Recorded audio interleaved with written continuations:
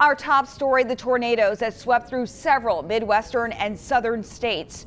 One of those storms caught on camera in Sacramento, Kentucky, and the devastation widespread. At least 70 people confirmed dead. The governor of Kentucky says that number may jump to more than 100.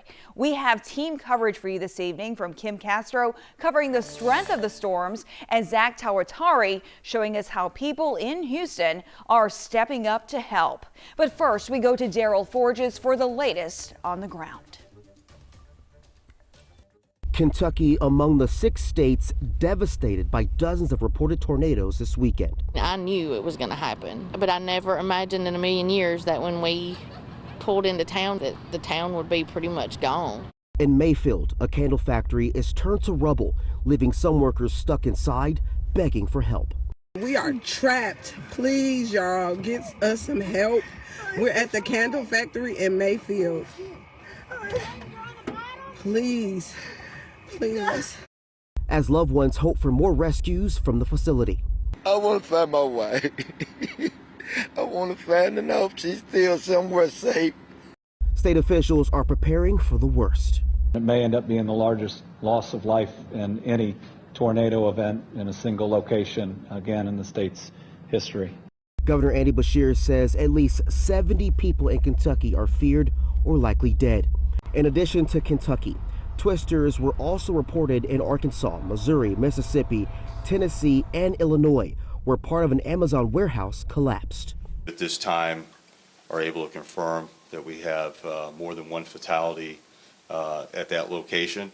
President Biden keeping close watch on what he calls an unimaginable tragedy. What I'm working with the governor of Kentucky and others who may want me to be there is I may make sure that we are value added at the time and we're not going to get in the way of the rescue and recovery. But I do plan on going. It's going to be a long road to hoe, long road for recovery for these people, but hopefully we can get through it. I know there are a lot of prayers going out all across the world for people in Kentucky and Illinois and all the other states that have been affected by the tornadoes. Daryl Forges, KHOU 11 News. Those images hard to fathom, hard to watch. Our team coverage continues this evening with Zach Tawatari, who spoke with a disaster relief group, which I understand is getting ready to deploy for North Houston. He joins us live. Zach, what have you learned about what they plan to do to help those folks?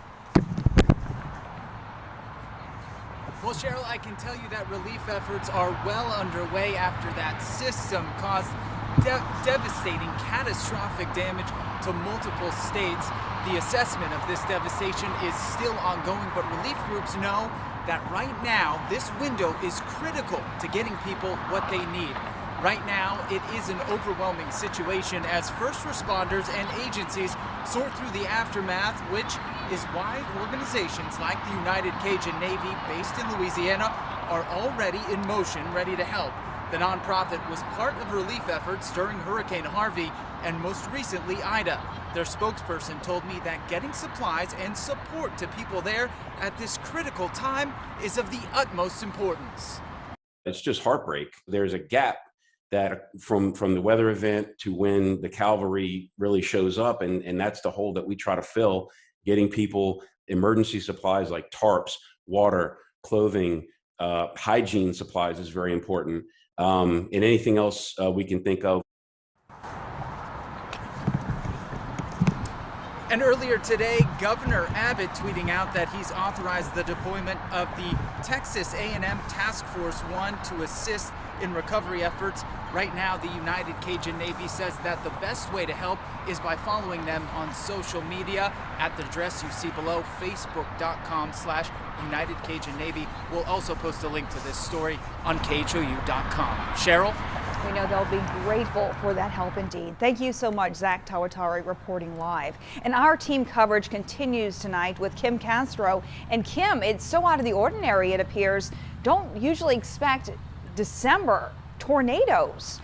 Yeah, Cheryl, much more customary to see this type of a setup in the spring or in the summer when we have two very distinct air masses. But like you know, we have been warmer than normal and we'll continue on this trend for the next 6 to 10 days. So when we did get that cool air moved in, it really provided for a very destructive clash. You could see the separation there from that front that's pushed off to the east.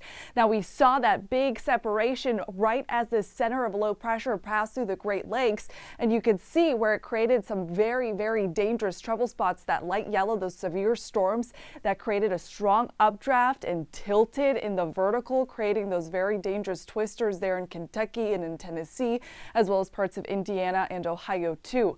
Now we saw this push. You could see the dip in the jet stream there. That's when we saw the biggest uplift and the biggest trouble spots. For us, we just caught the very tail end of it. So very light rain at best is what we saw, and we really came out of this unscathed. Unfortunately, devastating for people to the north and east.